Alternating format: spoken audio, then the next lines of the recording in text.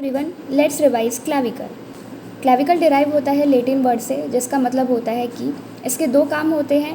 Upper limb के attachment provide करता है, जिसकी वजह से अपर लिम्ब जो है फ्रीली स्विंग कर सकता है। दूसरा ये है कि ये लिम्ब का जो वेट है उसको ट्रांसमिट करता है स्टर्नम को, क्योंकि ये एक एंड से स्टर्नम के साथ जुड़ा होता है। Now talking about it's external features, it has a shaft. This is the shaft of the clavicle and it has two ends. One is the sternal end and second is the acromial end. नाम से ही पता चल रहा है sternal end जो कि sternum से attach है एंड एक्रोमियल एंड जो कि एक्रोमियन प्रोसेस से अटैच है। स्टर्नम वो होता है जिससे हमारे रिब्स अटैच होते हैं और एक्रोमियन प्रोसेस जो है वो पार्ट है स्कैपुला का। So acromion process is always lateral and sternum body के मीडियल प्रेजेंट होता है। मीडियल एंड लेटरल डिसाइड करने के लिए जो बॉडी के एक्सिस के पास है दैट इज़ मीडियल एंड जो बॉडी के एक्सिस के दूर है दैट इज़ लेटरल। तो स्टर्नम बॉडी के एक्सिस के पास है, इसीलिए ये मीडियल है और ये लेटरल है। हमें अगर क्लैविकल को साइड डिटर्मिनेशन करना है तो जो उसका स्टर्नल एंड है उसको मीडियली रखेंगे, एक्रोमियल एंड है उसको हम लेटरली रखेंगे। Clavicle is divided to halves, that lateral 1/3 and medial 2/3।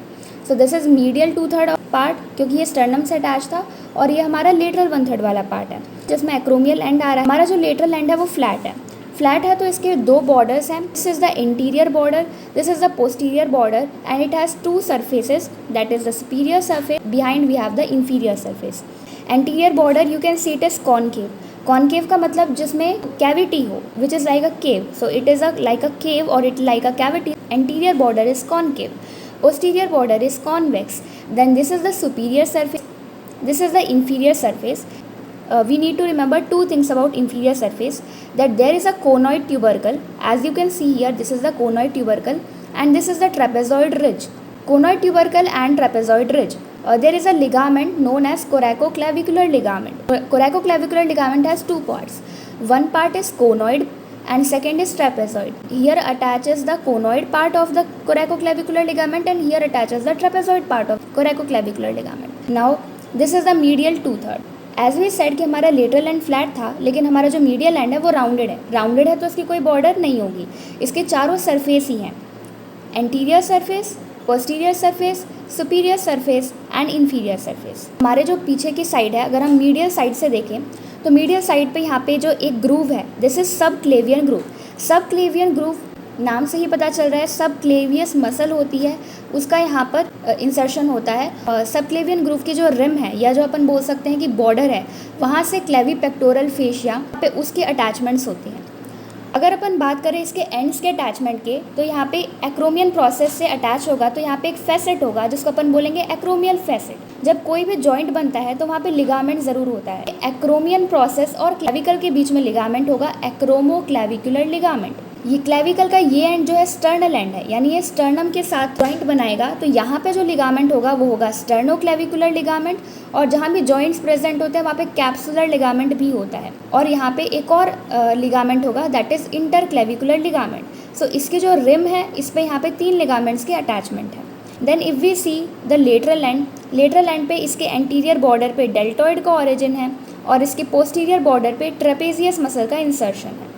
If we see the medial or sternal end, here we have the insertion of pectoralis major और यहाँ पे sternocleidomastoid का attachment है।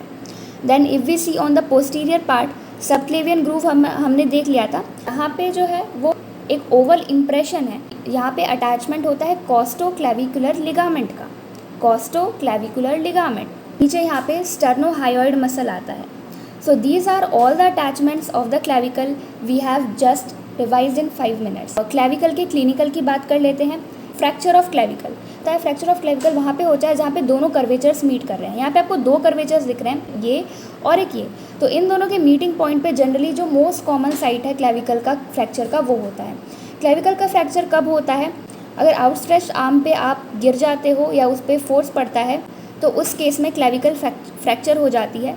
क्लेविकल फ्रैक्चर हो जाएगी तो उसका जो एक्रोमियल एंड है ये डाउनवर्ड्स चला जाता है जनरली, और जो स्टर्नल एंड है वो अपवर्ड्स चला जाता है, क्योंकि यहाँ पे लिम्ब का अटैचमेंट है, तो लिम्ब के वेट की वजह से ये वाला जो एंड है वो डाउनवर्ड चला जाएगा, और यहाँ पे स्टर्नोक्लेडोमेस्टॉइड का अटैचमेंट है। अगर ये पार्ट डाउनवर्ड जा रहा है तो इस पार्ट को वैसे भी अपवर्ड ही जाना चाहिए, और यहाँ पे स्टर्नोक्लेडोमेस्टॉइड का है तो स्टर्नोक्लेडोमेस्टॉइड का एक अटैचमेंट मास्टॉइड प्रोसेस यानी स्कल में होता है, तो उसकी वजह से ये अपवर्ड हो जाएगा।